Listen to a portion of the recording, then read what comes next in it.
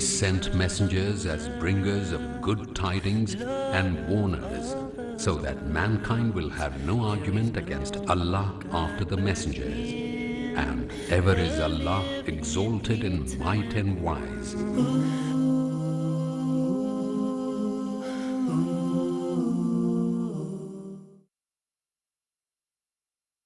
Assalamu alaikum rahmatullah. We've been talking a lot about Prophet Muhammad and his followers and some of the other prophets and their hardships. And when things really look like they're at their worst, like the darkest hour, that's the time when you need the most patience. The time when you're about to give up, that's when you need the most persevering patience, the sabr. Right? Right. And here are the Muslims, the early Muslims, sitting out here in the desert. They're dying, they're just in the worst shape. Sanctions against them. And then some good news came. Some good news came that there were some people willing to help them in a faraway place called Yathrib. So there was an agreement made, and the agreement was that the people of Yathrib, who liked this idea of this religion, they liked the idea of Muhammad, and they had talked to their people, and they said, if you'll come there, we'll take care of you, we'll protect you, and we'll make sure that you have a chance to worship as you want to worship. And some of them wanted to be Muslims. Prophet Muhammad thought about this, made the agreement with them, and they began the first of a series of migration from Mecca to Yathrib. They went to Yathrib. And by the way, Yathrib was a city, and they used to call it the city. When they meant Mecca, they would say Mecca, but when they meant the other place, they would say the city where the Prophet went. And city in Arabic is what word? Medina. Medina. Medina. And so they started calling it Medina, and after a while, nobody called it Yathrib anymore. And today, it's still called what? Medina. Yep, Medina. Well, anyhow, some of the people started to go, but they told them, be careful when you go, because if any of the Qurayshi tribes catch you on the road, you're going to be history. So they streamlined out of there. They started moving and going and going and going, till only a few were left. Now, when the Quraysh found out about this, they were like, oh, man, what's going on? We thought we had this problem solved. Now it's going to move up there. And those people, we got to get Muhammad. That's it. This is it. Tonight is the night. Look at what Abu Jahl said now. Father is stupid, right? He said, I don't really care anymore about anything. I'm going to go and I'm going to kill this guy. And then, if any of you want to save me, he's talking to his own tribe, fine. Otherwise, I'm on my own. They said, no, no, no, we're with you, we're with you. But let's make a plan. So they did. They got the leaders of all the tribes. They said, look, everybody here agrees we got to do something, right? Right. So why not a representative of each of our tribes will go, and we'll all stab him at the same time. That way, nobody can choose this tribe or that tribe. It's on all of us, and that will end it. They said, yeah, good idea, yeah, let's go. When are we going to do it? I said, let's do it at night while he's asleep. This is the way of cowards, isn't it? Attack somebody when they're asleep or their back is turned. A bunch of them get together, just like shaitans, real devils. And this is their plan. But Jibril, the angel, had come to Muhammad and warned him. And he knew what to expect. And you know what he did? He talked to his cousin, actually, which is who? Ali. Ali. And what did he ask him to do? Sleep on his bed. Now, think about this. You know that these people are going to come and try to kill you, and you ask somebody else to sleep on your bed? Well, that's from Allah, so he did. And how about Ali? And he knows they're going to try to kill him because they're coming to kill Muhammad. Sallallahu. But he has no problem. I'll do it, sure. It's a good idea. So when he went in to sleep on the bed, lay there all covered up, and they went in, come on, here we go, here we go. And they got up close, and, hey, who's it? That's Ali. Don't kill him. Where's Muhammad? Got away again. Ah, man, this guy, what can we do? Now, what's interesting about this, Ali later on said that that night, sleeping in that bed, for Muhammad, he said, I slept beautiful, peaceful, best sleep I ever had. Isn't that amazing? Because Allah protecting him. And this again shows you the protection of Allah. Again, showing you the patience. Again, showing us how important it is for us. Don't give up. Keep asking Allah. Well, then the next migration comes to go to Yathrib. And now there's only just Muhammad, Abu Bakr, maybe one other or so. And they started figuring, we're going to go here, we'll do this, we'll do like that. And they left by a different route. And they went down, and they went another way, and they came around. And finally, they stopped in a cave. Now the Quraysh were coming and looking. And they actually came up close to where this cave was, where they were. But Allah made it look like, oh, they're not in there, can't be in there. And while they were close, Abu Bakr realized how close they are. He looked at Muhammad. Muhammad was asleep. And there was this like scorpion or serpent or something, you know, with poison in it. And it was coming in. He had put his hands around every little single hole to keep stuff out. And the only thing left was to put his foot over here, and that thing went and got him. And they were right out there. And if he would have gone, ah, boom, they would have had him. So he had to just endure the pain. Don't say anything. Sweat coming down from him. Pain in his leg and his foot. So bad from this thing. You know, did you ever have a scorpion bite you or something? Or a bee or anything? Ouch. Big time ouch. Well, after they went away, Muhammad woke up and he saw what it was, and he just put some like this on there, said something from Quran or dua for him, something like this, and stopped hurting. So Allah cured him. Alhamdulillah. They went on. Oh, it took time, so much time. And finally, they got up close. Now, in the meantime, because it does take a long time to travel through the desert on foot, the people that had gotten there ahead of time, the Muslims, were waiting and telling everybody, Muhammad is coming, Muhammad is coming. Where is he? Next day, he's coming, we're sure he's coming. And then finally some messenger came and said, yes, we've seen him. They're coming. They really are coming. Everybody got all excited again. Oh, this is great. You know, he's coming. And he had a camel, by the way. And as they got closer, he stopped before he got to the town. And he said, we're going to stop here for right now, and then we'll continue. They stopped. And what do you want to do? Can you imagine the first thing after this traveling? I know me. I always say, let's have a bath. I got to take a bath. All this traveling and dirty, nasty, laying around in caves, bugs biting you, whatever, huh? Other people would say, no, all this traveling and no food, let's eat. At least let's have some nice cool water, right? What do you think it was that Muhammad wanted to do first? Praise Allah. Praise Allah. To build a mosque. Build a masjid.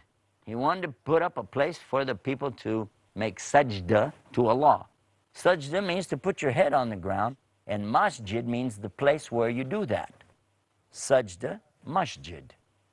Now, some people call it mosque because years ago, when the Europeans heard the word, they heard it from the Egyptians who pronounce it masjid.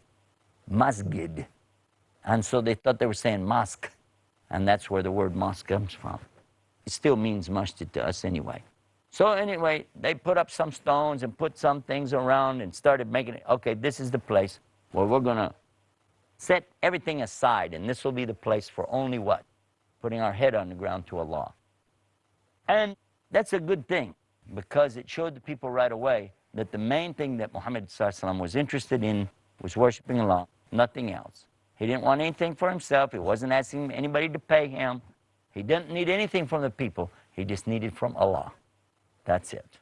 And so that was why the first thing to put up is what? The masjid. Well, after a while of being out there, they started, it's time now to go on into the city of Yathrib. And as they started going in, everybody said, stay in our house. Stay, we want you with us. No, we need you to stay with us. And everybody, they started to fight over it. Everybody wanted, we need Muhammad with our family. We need the prestige of having Muhammad the Prophet with us. Huh? How did he decide where to go? Boys, who knows the answer? He said, wherever my camel stops, that's where I will live. He said, wherever my camel stops, that's where I'll live. Yeah? So anybody know where it stopped? Who knows? What? Everybody knows he stayed in the house of somebody who lived there. Two orphan boys. The reason, what? Yeah. Not yet. The reason that we're mentioning about this is because Muhammad, peace be upon him, is not the one who made the decision. He let Allah make the decision by letting the camel go till Allah made the camel sit. And the camel went poof, right then and there, and then everybody understood. Now the next thing he did, next order of business, okay, is to take care of the Muslims. So he made arrangements with the people who were the helpers. How do you say helper in Arabic? Ansar. Ansar. The helpers of Allah, or Ansar Allah, right? Is that what they were called? Ansar Allah? Ansari. Okay. And the Muslims. And he matched them up. You know, you and your family, you'll take care of this family. And you'll take care of him. And you'll take care of her. And like this. And this is how they worked it out. And they matched them up so that they became together. They became together. Those who made hijrah were called the Muhajireen, those who make hijrah. And those who lived there as helpers were called the Ansar. Well, after a while of being out there, they started, it's time now to go on into the city of Yathrib. And as they started going in, everybody said, stay in our house. Stay. We want you with us. No, we need you to stay with us. And everybody, they started to fight over it. Everybody wanted, we need Muhammad with our family. We need the prestige of having Muhammad the Prophet with us. Huh? How did he decide where to go? Boys, who knows the answer? He said, wherever my camel stops, that's where I will live. So anybody know where it stopped? Who knows? What? Everybody knows he stayed in the house of somebody who lived there. Two orphan boys. The reason, what? Yeah. Not yet. The reason that we're mentioning about this is because Muhammad, peace be upon him, is not the one who made the decision. He let Allah make the decision by letting the camel go till Allah made the camel sit. And the camel went poof, right then and there, and then everybody understood. Now the next thing he did, next order of business, okay, is to take care of the Muslims. So he made arrangements with the people who were the helpers. How do you say helper in Arabic? Ansar. Ansar. The helpers of Allah, or Ansar Allah, right? Is that what they were called? Ansar Allah? Ansari. Okay. And the Muslims. And he matched them up. You know, you and your family, you'll take care of this family. And you'll take care of him. And you'll take care of her. And like this. And this is how they worked it out. And they matched them up so that they became together.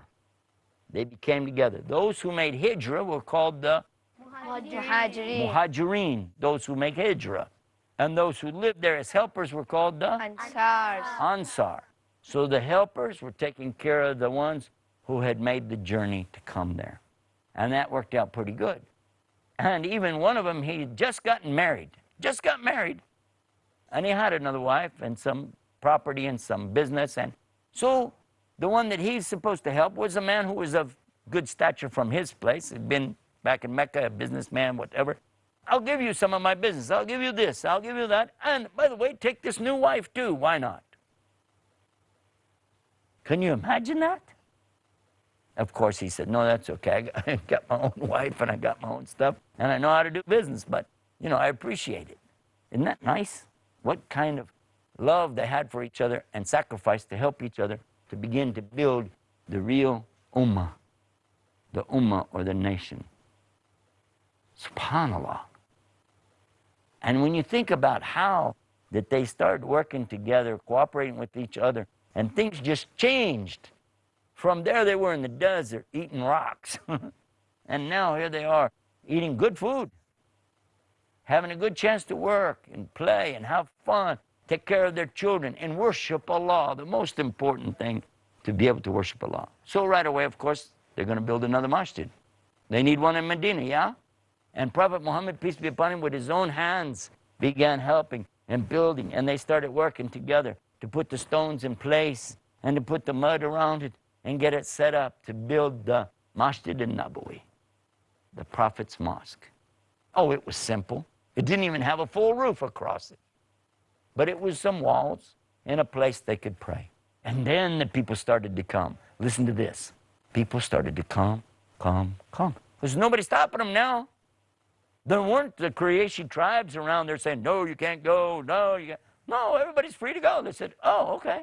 Well, let me ask you some questions. And they would come and talk. And Muhammad ﷺ could sit there in the masjid, his own place now, and talk to the people and tell them, La ilaha illallah, and this is Quran, and this is Salah. And, so, I see. It's very interesting. Yeah, why not? And so more and more people started coming into Islam. And this was a good time. Islam was growing. But some of the local people that lived there were like, actually, I don't know. Because they weren't part of the contract. They weren't part of the Ansar. They were just other people that lived there. There were some other tribes there. They said, what if the Meccan tribes get mad and they come up and we got a problem with them? Then what will we do? I mean, you know, we didn't tell these guys to come up here. And they might think that, I don't know. Well, the Ansar went to the tribal leaders and talked to them and said, guys, you know, we all need to be together on this thing. If something did come up, are we all together? And they said, oh, yeah, we're together. We're with you all the way. Not. Because some people will say one thing with their mouth, but they mean something else behind it. But as I said, things looked pretty good. And for a while, the Islam grew. People were able to learn. You want to hear a funny story what happened? Well, these were Bedouins. Ignorant people have ignorant ways. And one of the Bedouin men came, and he wanted to hear about Islam. He was there, you know. And he needed to go to the bathroom, so he just stood up and he started going to the bathroom. Right there in the masjid. Everybody was shocked. One of them jumped up and he wanted to attack him. When Muhammad, peace be upon him, learned about it, he said, hold on. Just take something, you know, and cover it up. Take care of it, cover it up, and then tell him that we don't do that here because this is where we put our heads on the ground. Look at that. Isn't that nice? Just tell him we don't do that here and cover it up. Shows you the difference, really, in the way of Prophet Muhammad, peace be upon him, and other people. Because some other people, I'm sure if you went in a temple for some religions and did something like that, they would go crazy. The main thing to know about this is that Prophet Muhammad was patient, and he was teaching us the same thing. And to give people a chance to learn, too, because some people are ignorant, they don't know, so you have to give them a chance to find the message. And many of the people began to learn this message. Islam began to grow big time. But word got back to the people in Mecca, and they heard about it, and they were going, oh, no. The very thing we were worried about, and he's up there now preaching that message, and we're going to have all the other tribes against us now. We better start thinking what we're going to do next. And they started planning and plotting and trying to consider, what will we do next? Let's see. Maybe, And somebody got a good idea. And they came up with the idea of a caravan. They said, let's go to all of their houses. Because they still owned their houses even though they had left. And they still owned their property. They still had their things. They said, let's take everything that belongs to them. Everything. And we'll sell it. Steal all their stuff. And then we're going to take it up as a caravan and go right up by that area. And if they come out, we'll be ready and we'll kill them. And we'll get Muhammad. This was their plan. It was a caravan, but it was heavily guarded. They had their men going along too, just in case. And they started going,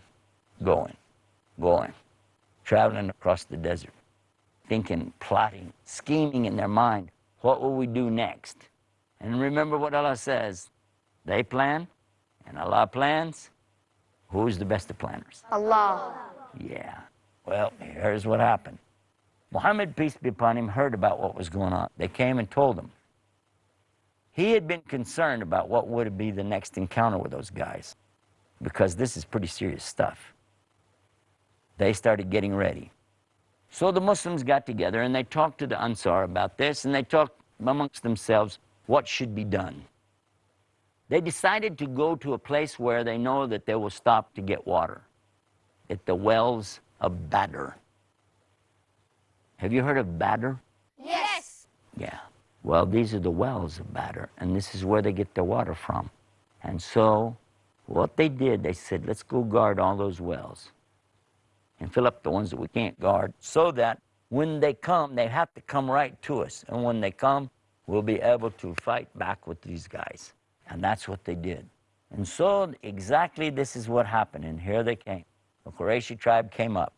And who was there? The very same Abu Jahl and all of his buddies and all his relatives and all the people that had been torturing Muslims right along. The worst of the worst of the worst of them were right there. This is our time. This is when we really get Muhammad. We'll get Omar too. We'll get Hamza. We'll get all of them. They'll be out there. But they didn't plan on seeing them at the well. They were thinking maybe we'll get a little closer in. Maybe we're going to do this. They had some other plans. Then suddenly, here came the Muslims. And they went, uh-oh. And they weren't ready. Their plan wasn't working the way they wanted it to. And then the Muslims engaged, and they started fighting and fighting and fighting. This was an amazing thing, because the Muslims had never fought before, ever. They had never fought. In fact, they couldn't fight until the words came from Allah in the Quran. Shall I tell you about that? Well, the thing that the Muslims were the most concerned about is making Hajj. And in order to make Hajj, they would have to go back to Mecca. Everybody has to go to Mecca to do Hajj. Now, they just wanted to worship Allah. They didn't have any false gods to worship or anything like that. But they still have to go to Mecca to do it. They'd already been down and rejected and sent back and said, come back next year. They agreed. Muslims went back again, and they started changing the rules and saying, never mind. And the Muslims tried a lot of things to work with the people of Quraysh so they could do Hajj, and they wouldn't let them. They wouldn't. So here they are now confronting those same people, and they've got this situation, and the words come from Allah. Now, in order to understand it completely, it takes a couple minutes, but go to the Quran and look in chapter 2 and look at verse 189. It says, Yasalunaka. They're asking you, Muhammad, about the moons. Tell them that these are not something magic. It's not something that's superstition. This is how we gauge the days and the months. This is how we know when to do the Hajj, by this. Because some people believe that looking at the moon would bring good luck, or it could be these are signs from the gods and things like that. But for the Muslims, we know that the moon is how we gauge the month. We follow the lunar calendar. And that's what it says here in the Quran. La ilaha illallah Muhammad. Assalamu alaikum wa rahmatullah.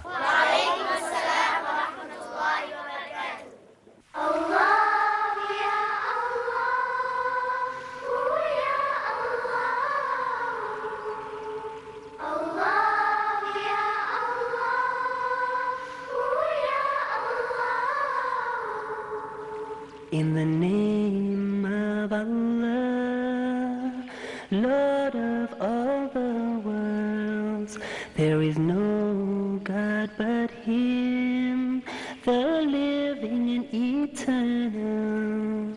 Allahu ya Allahu ya Allahu. Salamun, salamun, salamun, salam, salam.